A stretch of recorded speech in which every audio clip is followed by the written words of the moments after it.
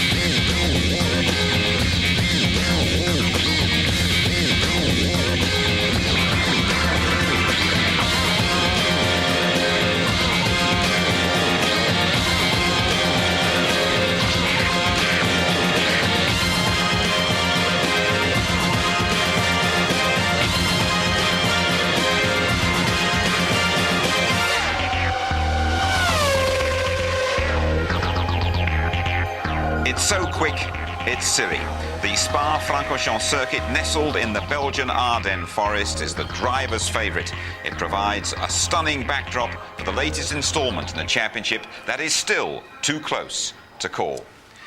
Hello there, welcome to the highlights of this afternoon's Belgian Grand Prix. We've seen a remarkable return to form for the world champion Mika Häkkinen, but he comes here knowing his two closest rivals love Spa. Both Michael Schumacher and David Coulthard have won here, unlike Mika Häkkinen, and he has tried 8 times. In qualifying though, we see a couple of fresh faces at the front.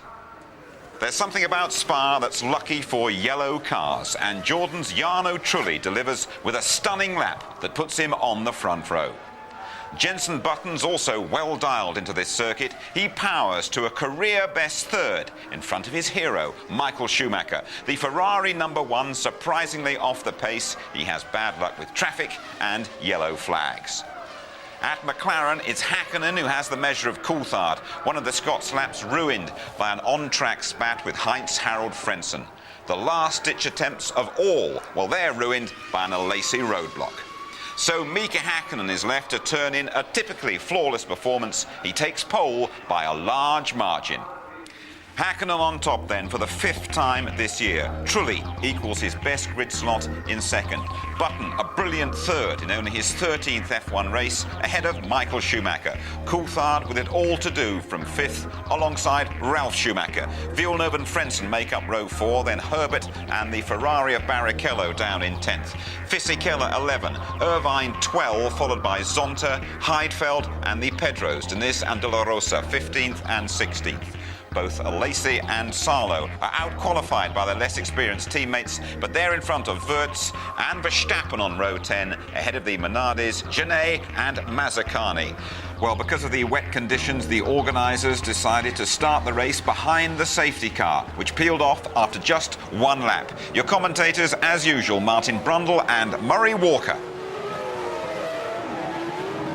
We're looking at them as they come through the chicane, and the Belgian Grand Prix at racing speeds is on. Mika Häkkinen leads Jarno Trulli.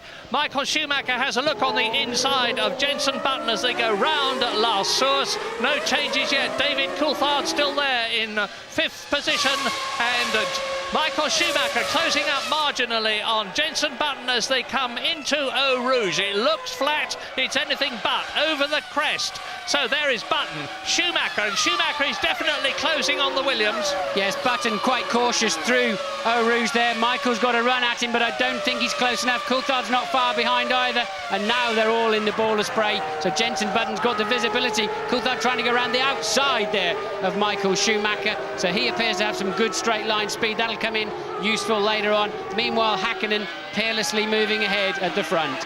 And still, as they come down to Rivage again, Schumacher is coming up behind Jenson Button, but cannot, of course, get past the Williams at this point in the race. Now, it looks to me as though the circuit is going to start drying out. We'll get a dry line emerging at some point in the future.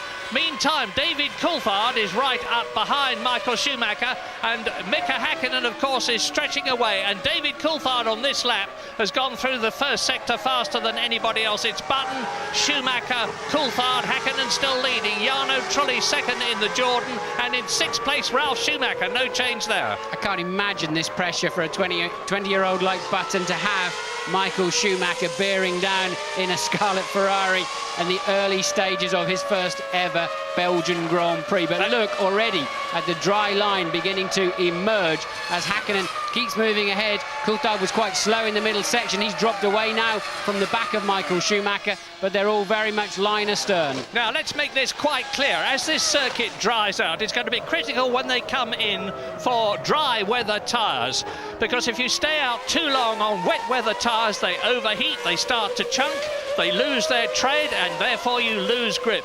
And it could be an inspired decision like the one that won Olivier Panis the Monaco Grand Prix in 1997 to change tyres that wins this race. But that is in the future. Meantime, there is Rubens Barrichello. He's gained one place in the Ferrari. He started 10th on the grid. He's got ahead of Johnny Herbert. Remember, Rubens Barrichello started 18th at Hockenheim for the German Grand Prix and came through to win it with an inspired drive. There is the race leader, Mika Häkkinen, going up to Les Combes on lap 3. And Häkkinen already finding the need to go over on the wetter part of the racetrack to cool those wets. They were chunking this morning. They've got to somehow make them last into the first sensible pit stop window. I would have thought about lap 12, so that they can get through the race with only 2 fuel stops. So they need to conserve the tyres, and already Häkkinen going over to find some puddles. But everybody does that, and quite quickly, even the offline parts of the racetrack become much drier.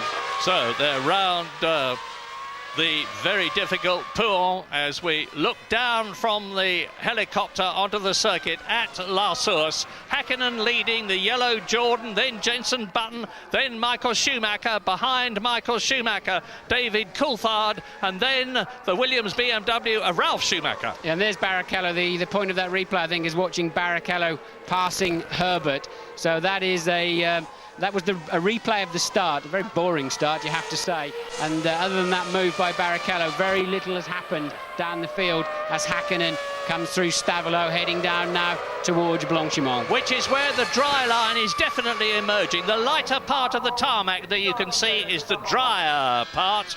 And you can see even now that there is spray coming up from the tyres. There's a lot of trees in that sector of the course. They release moisture and wetness onto the track for quite a long time. But Mika Häkkinen now is leading by 2.1 seconds at the end of the third lap. He's just made the fastest lap of the race, 2 minutes 5.4 seconds. And look at Button coming up the inside of Trulli. Jenson Button takes second place with a great outbraking manoeuvre. Can he find the traction? No, Trulli's taking it back again. Button having to run wide because of the speed he carried into La Source and lost that place. But that shows what James Allen was saying earlier on about Button and Williams and BMW being determined to win this race if they can is certainly absolutely right. Jenson Button attacking right from the start, and this is only his 13th Grand Prix. He's going for it again at Les Combes. Has a look round the inside of Trulli with Michael Schumacher still not making up ground. And meantime, of course, Mika Häkkinen is pulling away all the time. David Coulthard closing up on the Ferrari, and behind him Ralf Schumacher. It's second, third, fourth, fifth and sixth virtually together. Yes, Häkkinen 1.5 seconds faster than anybody else on the last lap, and 2 seconds faster than most in the top 7 of the field. So Häkkinen really hooked up, found some grip, found some confidence. It's truly under pressure, and Jenson Button looking calm and still finding time to go over and cool those tyres a little bit. Look, virtually a dry line through Pouhon. Yeah, and Button 0.4 of a second faster than Trulli on the previous lap. He's pushing all the time. Jarno Trulli is definitely holding up. Now, this is an enormous benefit for Mika Häkkinen, and the man who is really suffering at the moment is David Coulthard. Remember, he is third in the World Championship, only 6 points behind his teammate. And if David Coulthard can't get ahead of Häkkinen and win this race, or at least finish in front of the Finn, there's a danger that he may have to resort to team orders from Ron Dennis and the McLaren team in future. Now, if Jenson can stay close through Blanchimont, he must have a great chance of going down the outside of Trulli. I'm sure he's going to. to and outbrake him. No, he's positioned his car wrong. He's let Michael through. Bad mistake there from Jensen. He went the wrong way completely. He needed to go around the long way around the outside there. He really snookered himself on that move. Michael Schumacher then is attacking up to third position. Jenson Button won't take that line down. He has another look. David Coulthard is still there. Behind David Coulthard is Ralph Schumacher, and Button attacks again. Hits Truly, spins the car. Button keeps going and Coulthard gets through. David Coulthard has taken advantage of that spin there, and they go down to Eau Rouge together. This is fantastic. This is 180 mile an hour Grand Prix Formula One wheel-to-wheel racing. Yeah, Ralph is through, so really 2 or 3 terrible corners there from Jensen, finally showing his inexperience. A clumsy move on Truly. He came in too late. Truly had already been surprised by Michael Schumacher. Jensen tried to capitalise on that, but there really was nothing else going to happen except Truly turning in on him, and then managed not to make contact with Coulthard. Coulthard leapfrogged the pair of them, and then Ralph Schumacher making good on the move too. And Ralph Schumacher has a look at David Coulthard now, and Ralph Schumacher is ahead of Jenson Button, unseen by us. No, we covered that one, Murray. Ralph Schumacher cleared Jenson Button. They were side by side into Eau Rouge. Hopefully we'll see a replay of that, and Jenson quite sensibly yielding to his teammate. His teammate had the line. There was no point in them tangling in such a fast corner, and they live for another day. I'm not sure how Coulthard is going to handle Ralph Schumacher behind him. Coulthard appears to have a major problem in the middle sector of the race. He's 2 seconds slower than teammate Häkkinen. He's clearly got a balance problem on the car. They've been changing the car for the conditions, and Coulthard not at all hooked up in the middle part of the lap, and I think he's going to have those Williams keeping him close company for a while. Michael Schumacher, let's see what time he does. He's still 1.4 seconds slower as Michael Schumacher than Häkkinen up front. Häkkinen now with a 10.8 second lead. In has come Nick Heidfeld. In has come Marc Genet. In has come Verstappen. And Häkkinen did not come in that time Is around. Schumacher There's the Schumacher in then. So James is in the pit lane. Well, Martin, there's been a huge amount of debate about this. First they were, then they weren't, there they were. It's an extraordinary gamble. He's still a few seconds a lap off the sort of pace you need to be on. But I think Michael is throwing the dice, trying to force McLaren into decision. And over his shoulder, in comes his brother. He's obviously seen what Michael is doing, and Ralph is in too. So Jensen's still on wets. Nice stop from Ferrari, but, well, incredible gamble. Yes, I think it's a smart move. You've got a Lacey out there much faster than anybody else. Those that have stopped are faster. Even cars that are significantly slower than the leaders normally are already faster, James. I think McLaren have made a mistake by staying out this extra lap. We'll soon know, because the fastest lap we've had so far as Frentzen exits the pit lane, followed by Rubens Barrichello. The fastest lap we've had so far in the opening laps in the semi-wet conditions was Mika Häkkinen, 2 minutes and 5 seconds. Now, if Schumacher, yes, Jean Lacey has just gone round in 2 minutes and 2 seconds, so that's 3 seconds faster in the Prost than a Lacey in the McLaren. Schumacher could really benefit from this. Yes, McLaren have made a mistake here. They should have had their 2 drivers in at least one of them now last time around, because this means that still one of the McLaren drivers has to do a further lap. They can't, but they're too close together on the track to come in. Now Coulthard is 17, actually might get away with it, 17 seconds behind leader Häkkinen at the moment. They may be able to pit both McLarens on the same lap. I think Coulthard's going to certainly lose some time if he follows teammate in, but they're a lap too late. McLaren have called it, I believe, slightly wrong. Well, there is Mika Häkkinen well and truly in the lead of the Belgian Grand Prix over the dry tarmac, comparatively dry, into the pit lane. So Mika Häkkinen comes in now. Where is Michael Schumacher? Because Häkkinen had about a 17-second lead at least when he came in. But Michael Schumacher, meantime, is on the fastest lap of the race. He's gone through the first sector in just 55 seconds, and that is really flying. But remember, Häkkinen had a 10.8-second lead before the pit stop started. So I would imagine he should come out in front of Michael Schumacher, but not by much. The lead will certainly be reduced. Well, there's just been a flash past the commentary box. I missed which car it was. Coulthard. So there is Hakkinen turning on and rejoining the circuit, followed by his teammate David Coulthard.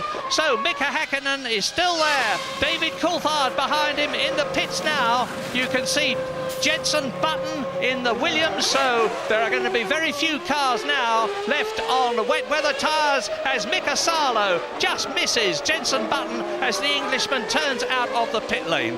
Coulthard is coming into the pits now. Jenson Button will move up into second position ahead of Michael Schumacher, and here they come. No, Schumacher's in second. James. Yeah, how expensive is this going to be? Well, I reckon he's going to lose about 30 to 35 seconds. He could be about 11th at the end of all this. What was interesting was that Ferrari brought Barrichello in right behind Schumacher. Just after I finished talking about it, Rubens came straight in as well. Now, he's still in the hunt, albeit down in 11th. I think DC's lost a big chunk of time here again. Well, he has indeed, because coming in has cost him dear. Mika Hakkinen is leading. Michael Schumacher is second. The gap is 7 seconds, and it was a heck of a lot more than that earlier on. And out of the race goes Giancarlo Fisichella in the Benetton after that enormous crash he had this morning. So sit back, you're watching a great duel now between two double world champions. They're in a league of their own. They're 1.5 to 2 seconds faster than anybody else on the racetrack. They're trading fastest times. Mika Hakkinen comes through with a new fastest lap. Michael Schumacher, just 4 odd seconds down the road, beats that straight away, and Hakkinen sets off then on yet another fastest lap. They're really just head to head now. And if Alesi can keep up the pace, he's going to catch Ralf Schumacher for third place before very much longer. He is lapping some 0.8 of a second. There's Fisichella.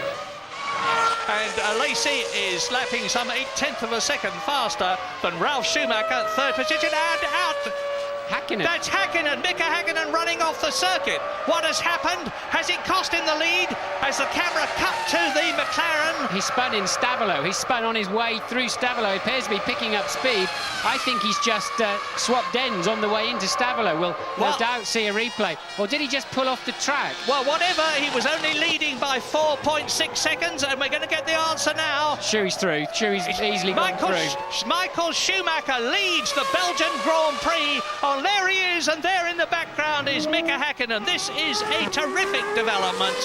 Mika Hakkinen was some 4 seconds ahead of Michael Schumacher. Whatever happened to him, the spin at Stavolo has cost him dearly. It's cost him the lead. Yes, it was a spin. Car 1 spun and continued at turn 15. That's Stavolo. So Hakkinen, I hope we see a replay as Heidfeld out of the race. I hope we see a replay. I suspect Hakkinen's just caught a white line somewhere, and the cars swapped ends on him. Now he is the pursuer, and Michael Schumacher has a lead of 5.6 seconds to defend.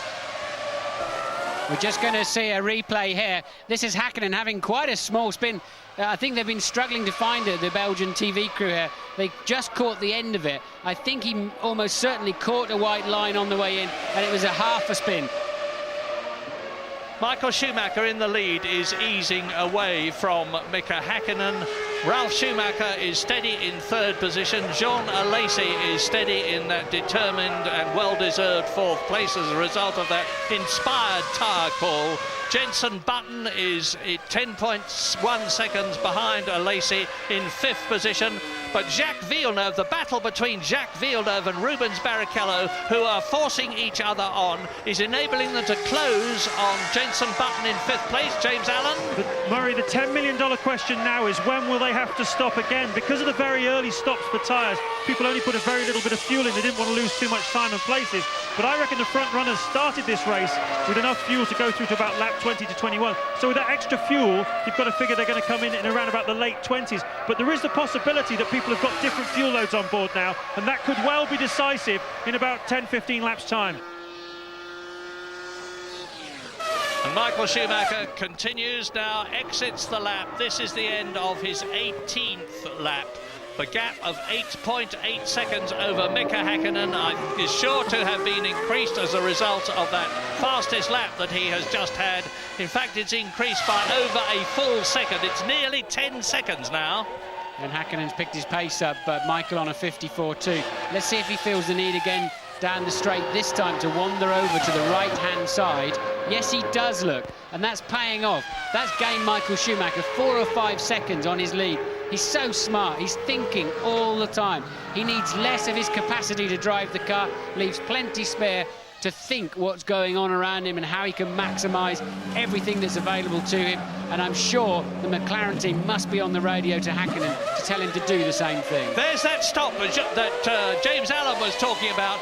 Jean Alesi comes in from 4th position for his fuel stop as opposed to the tyre stop which he made earlier on in the race. Now, he may have lost the place to Jenson Button. I can't tell you at the moment because we're watching the McLaren, as is Ron Dennis, the McLaren team boss there. The McLaren of Mika Hakkinen in 2nd place in Belgium. And Hakkinen has already had 5 second places this year, but he needs a victory here, just as Michael Schumacher does, to do something about the World Championship and riveting it for one or other of them. Schumacher, lap 19, Hakkinen, lap 19, gap nearly 10 seconds. Ralf Schumacher is holding pace very well indeed in the Williams BMW. He's only losing about 0.3 of a second a lap. He's under 19 seconds behind his brother, who is in the lead. Yes, if you look at the form book of the last 10 Grand Prix, so that's 20 starts for the McLaren team, they've had 20 finishes. Michael, of course, had a string of non-finishes, mostly down to accidents, it has to be said, rather than mechanical problems, although the engine did fail on him at the French Grand Prix. So you'd have to say that McLaren have the upper hand in the reliability stakes, but right now, Michael easily has the upper hand in speed, although Mika Hakkinen now having to respond to that extra push from Michael Schumacher, but still losing a further 0.3 of a second last time around. Jenson Button pushing to try to get that position from Jean Alesi out of the bus stop. Is he going to be coming in on this lap? No, indeed he is not. The Prost is the only car that's come in for its first fuel stop as opposed to tyre stop so far. Jenson Button exits last source, very tight indeed compared to a lot of the drivers. And here is Michael Schumacher bumping his way across the chicane at the bus stop. And hello, this is Eddie Irvine and Mika Salo battling for 12th position. Irvine in the Jaguar, Salo getting through on the inside. Is he to take that 12th position? His car's been beautifully set up for the race. He was 6th fastest in the warm-up this morning. And here again are Jacques Villeneuve and Rubens Barrichello. Still now battling, but now for 5th place. It was 6th position, and the race order at the present moment: Schumacher, Hakkinen, Ralf Schumacher 3rd, Jenson Button is 4th, but as a result of that stop by Jean Alesi, which has dropped into 10th position, Jacques Villeneuve is 5th. You're looking at Rubens Barrichello, who is 6th. Frentzen is 7th ahead of David Coulthard 8th, 9th and 10th Deniz and Alesi. But Alesi should come up again now, having made his fuel stop, when the others have to start coming in. So Deniz has not stopped at all. He was the only driver brave enough to start the race on slicks. That's why he fell to the back of the field early on, but he got the benefit later on. So Deniz up into 9th place in the Sauber, not having stopped for tyres or fuel at this point of the race. And he is lapping about 2 seconds a lap slower than the flying Michael Schumacher in the lead in Belgium on lap 21, coming up to half distance, which is lap 22, as the bus stop they're coming up to, they being Villeneuve and Barrichello. And just imagine the G-forces of the tyre loadings there. Yes, it's very difficult to follow somebody through Blanchimont 195. And Barrichello taking a pit stop. Barrichello clearly thinks his best way past Villeneuve is to come in early and find some clear air. But to follow somebody else through Blanchimont, the problem is you can't see the track. You're turning in at 190 miles an hour, and you've really got to have a bit of blind faith and follow the other driver, and you cannot pick up your reference points. But Barrichello found his reference points at his pit stop, and it appears to all be going well. The refueling rig is off already, and a great stop there by Ferrari. That could just launch Barrichello past Villeneuve when he has to stop, but Barrichello needs to maximise this outlap now. Hope he doesn't get too much traffic. Looks like he's already got a Jaguar in front of him. Now Barrichello must absolutely nail it from the first corner. Yeah, well, he knows the score. 4th in the World Championship. He's got a victory behind him. You probably noticed those copper earthing strips being flattened by the car when he came in to get rid of any static on the Ferrari safely. So Rubens Barrichello on what is an increasingly dry track now. The fastest lap we've had so far, Michael Schumacher on lap 18, 1 minute 54.2, and that is about 0.3 of a second slower than Mika Häkkinen's fastest lap last year, when the conditions, of course, were very much better. And the gap between Schumacher and Häkkinen is now 10 seconds as you watch David Coulthard battling Heinz-Harald Frenzen's Jordan for the last World Championship point at the moment, 6th place. Yes, Coulthard needs to clear Frentzen. He's lapping some 1.5 seconds slower than Häkkinen, and we know the pair of them have got similar pace around this racetrack, so Coulthard can't get anywhere in the turbulent air following the Jordan.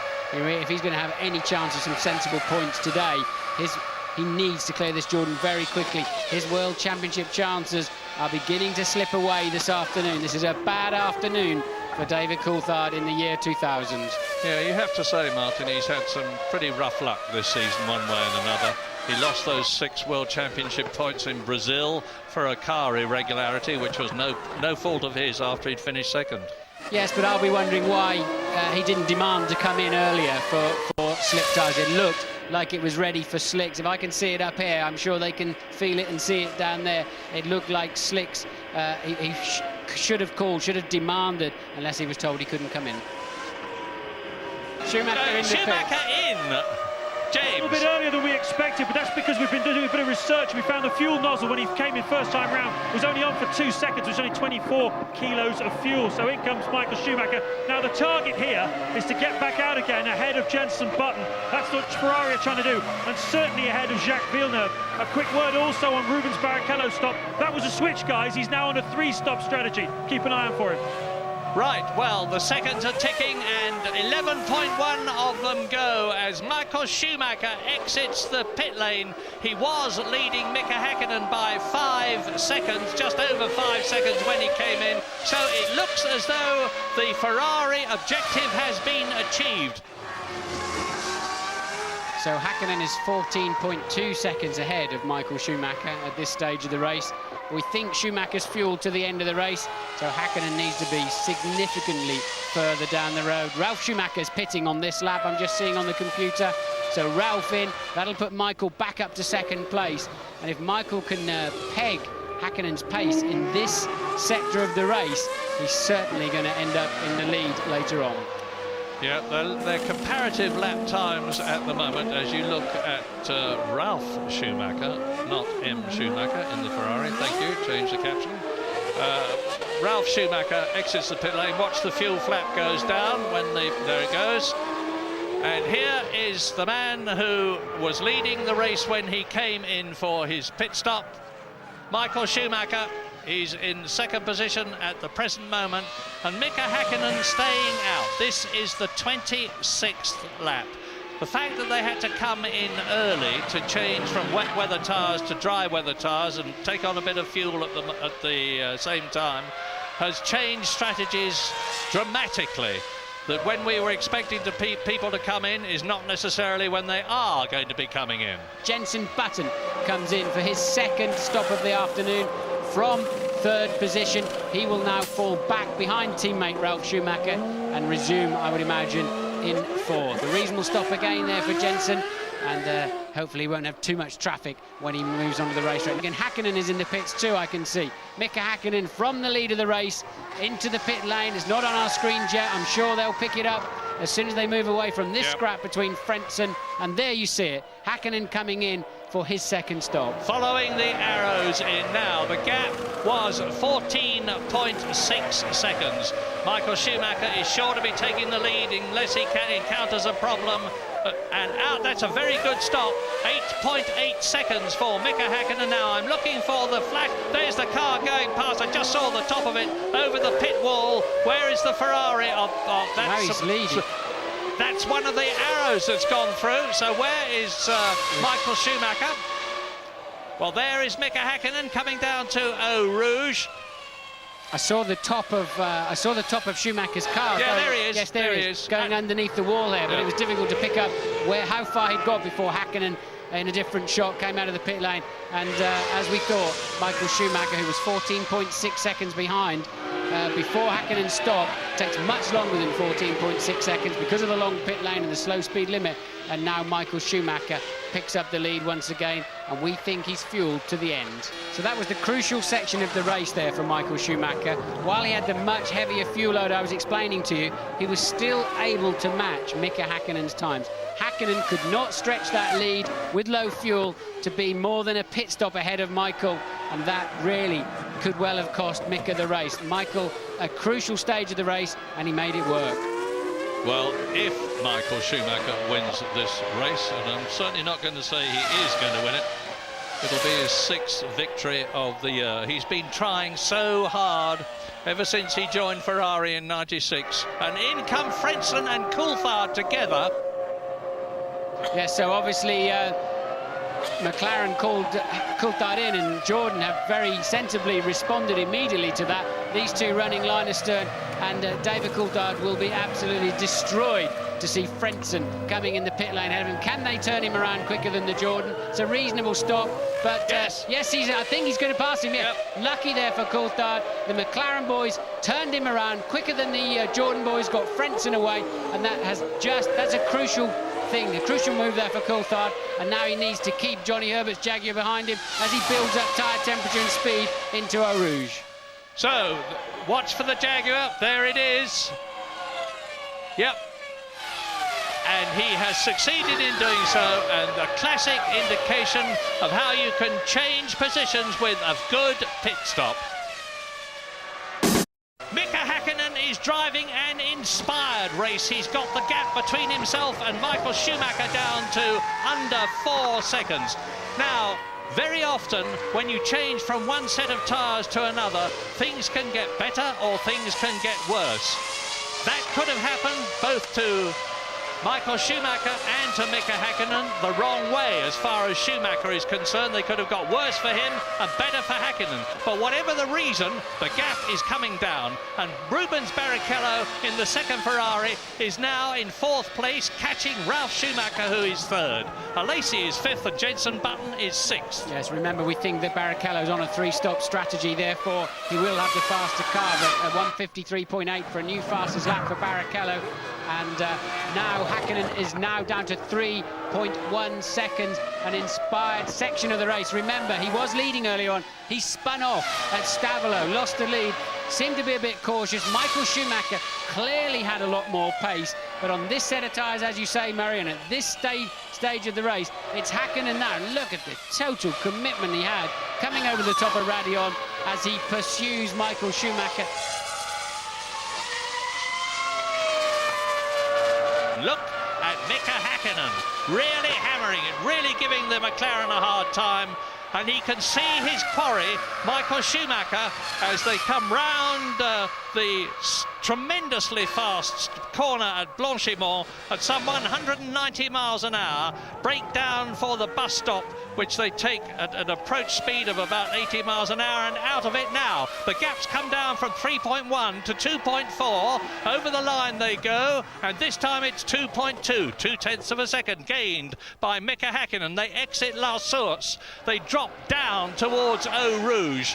Through that daunting series of bends, the swinging uphill section, and then bare left at Radion up towards Les Combes. The battle is on. Barrichello out of the race, by the looks of it. Barrichello with some kind of problem, coasting now into the pit lane. He may just be able to freewheel all the way down to his pit.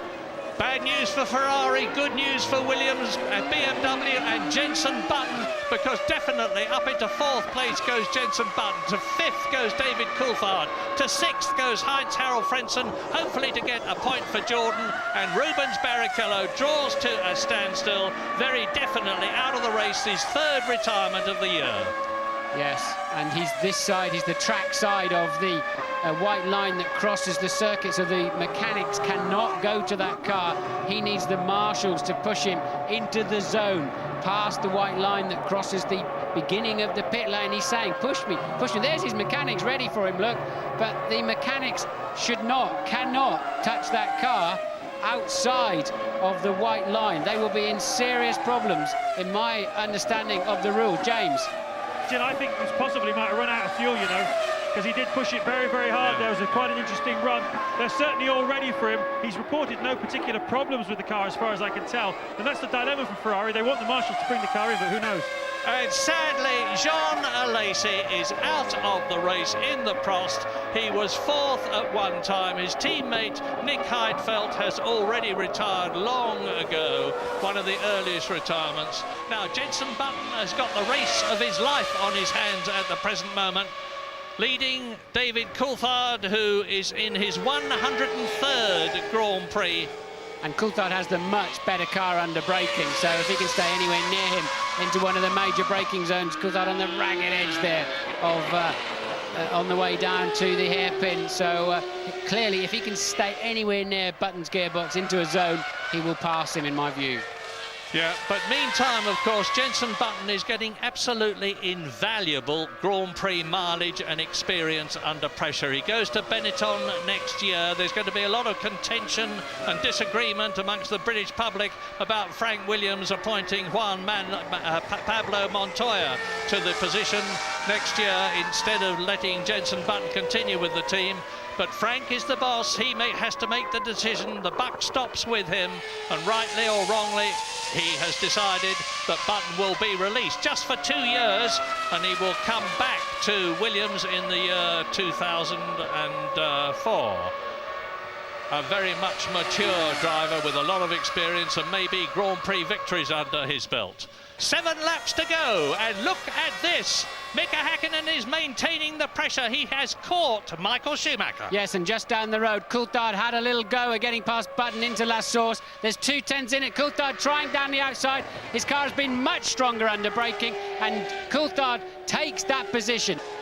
They're coming up to the Minardi. If the Minardi gets in the way, it could affect the lead, and the Minardi is that of Marc Genet, who is down in 14th place and has already been lapped once.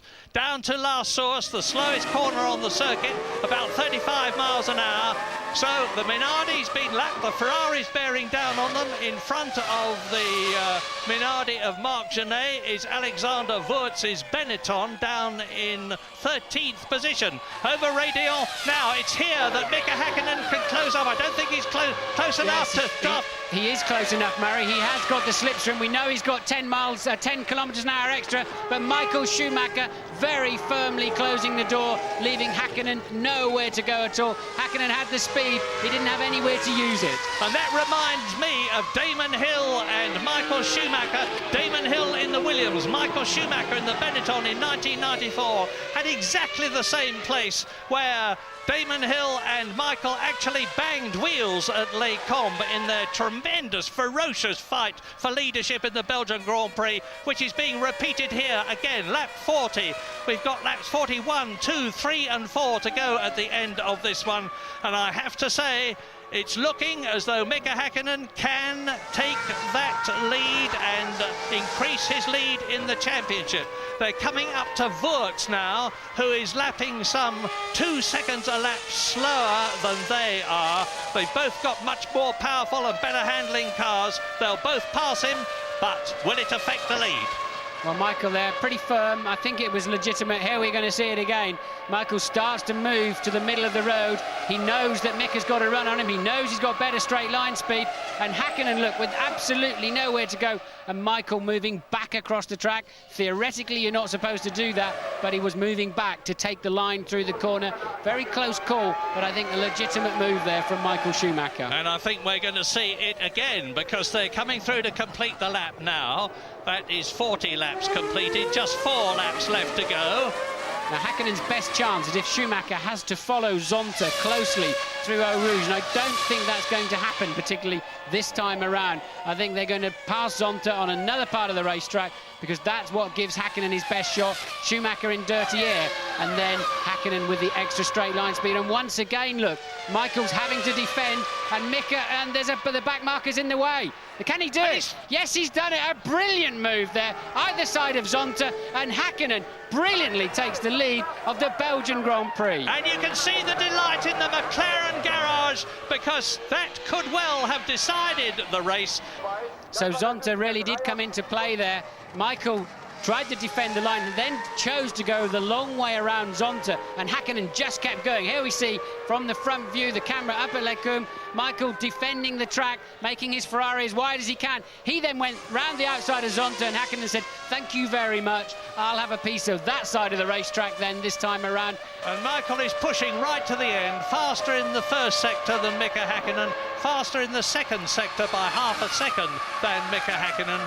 But the Finn has got it in the bag unless something dreadful happens in the closing few hundred yards of the race, as Michael Schumacher comes right up to the rear wing almost of the McLaren Mercedes. Mika Häkkinen exits the bus stop and for the first time in his career wins the Belgian Grand Prix by 1.1 seconds from Michael Schumacher.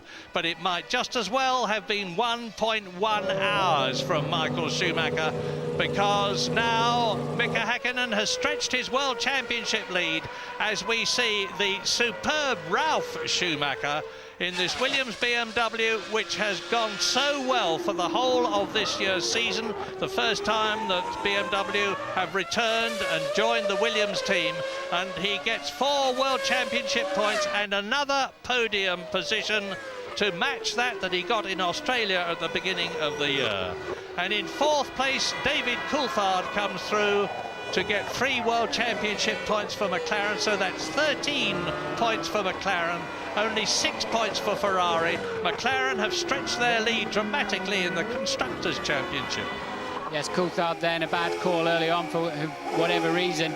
He should have been in the pits at least 2 laps earlier for slicks, and possibly even 3. 3 would have been a bit of a gamble, but I think that's cost Coulthard a serious opportunity this afternoon. I don't think he quite had the pace anyway of Häkkinen and Schumacher, but in any event, not even on the podium, down there in 4th place, so he loses a further 7 points to teammate Häkkinen in the World Championship.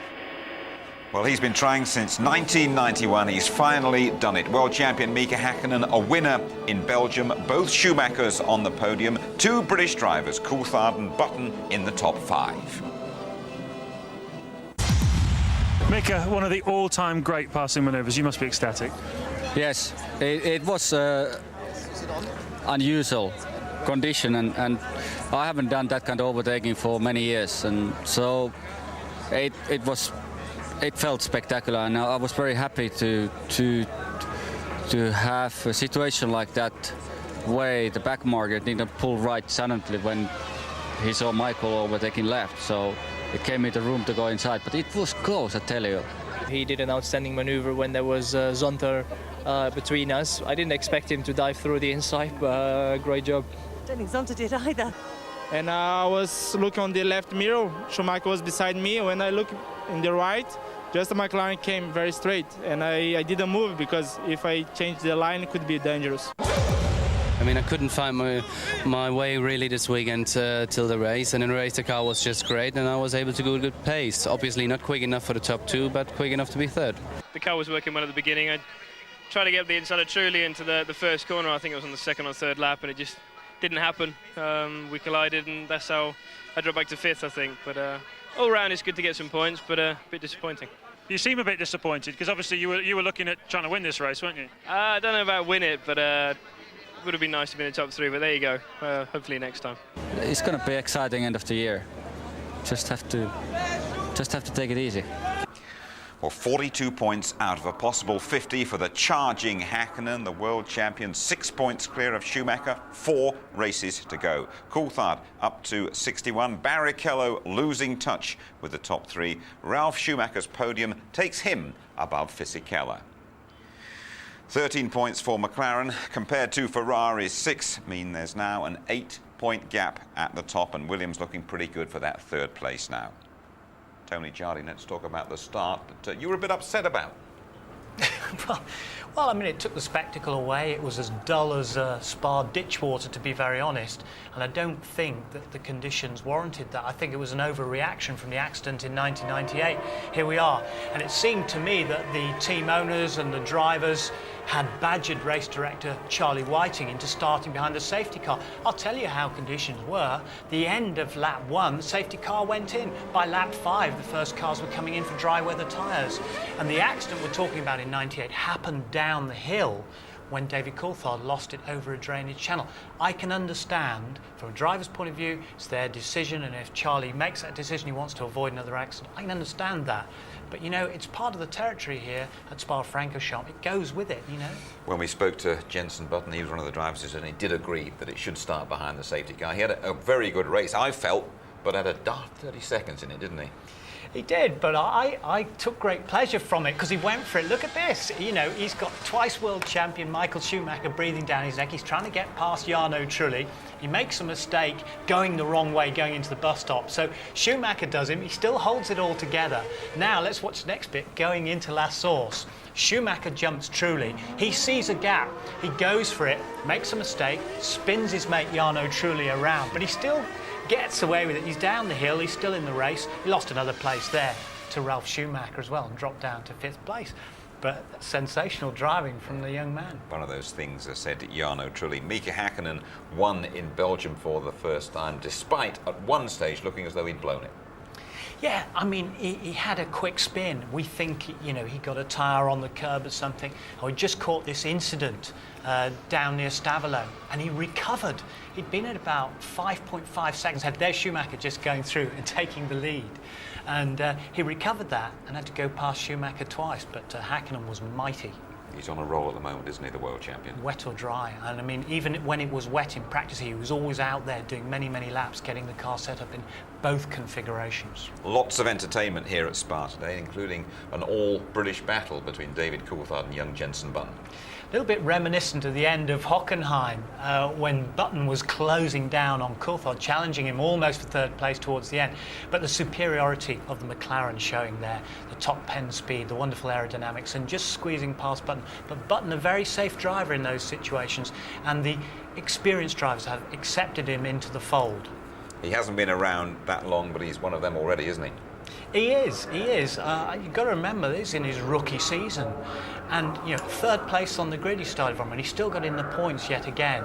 It is a tremendous ball. And we're all saying, well, why is Frank Williams giving him away for 2 years? No one can quite understand that. Eddie Jordan said that when he was our pre-race guest, that's for sure. You know, when we look back at this Belgian Grand Prix, I think in future years we'll say, oh, what a fantastic battle that was between Häkkinen and Schumacher. How many times have we wanted this head-to-head? And, you know, this is Häkkinen making the great comeback. You know, the track was now bone dry. One long move across from Michael Schumacher there, the big red block across on the fin. But he knows it's desperate. Michael Schumacher knows he's hanging on. And the very next lap, on lap 40 coming round. Now look at this, come up to Zonta. Zonta freezes in his tracks, thinking, oh my God, it's Schumacher. I've seen the red guy behind him. Freezes in the middle, leaves a gap either side of him. And Schumacher goes the wrong way round, much to the delight. There's Joe Ramirez, their team coordinator, clapping his hands at the front. And gets around him. But what a move. Do you see the way that McLaren changed direction as Mika Häkkinen made the move? That was pure control, aggression, whatever you want to call it. He's right on top of his game at the moment and gritting his teeth, going for that 3rd World Championship. And his mate Tommy Mäkinen, who has 3 World Championships in rallying, was here to support him as well. Tony, thanks very much indeed. And here's your complete Spa rundown. Häkkinen so classy all weekend, just too quick for Michael Schumacher. Ralf Schumacher's first podium since Melbourne in March. Coulthard needing more than 4th. 5th, though, excellent for Button. Frentzen gets Jordan a point. Villeneuve 7th for BAR. Herbert the first Jaguar home. Sarlo 9th. Irvine makes the top 10. Diniz running throughout on slicks 11th. Then Zonta, Wirtz, Genet and Verstappen, the early stoppers. 2 laps adrift, De La Rosa and Mazzacani, the last finishers. Barrichello ran out of petrol. He did have the fastest lap, though. Lack of fuel pressure finished Alesi. A faulty gearbox accounted for Heidfeld. Electrical troubles finished a miserable weekend for Fisichella. Trulli, well, he couldn't continue after his tangle with Button. Next, it is the Italian Grand Prix, the full ITV service throughout the weekend, live qualifying and the race live build-up starting at 12:15. We saw 2 heavyweight contenders going eyeball to eyeball in Belgium. McLaren got the verdict this time, but Ferrari have home advantage when they meet again. Good night.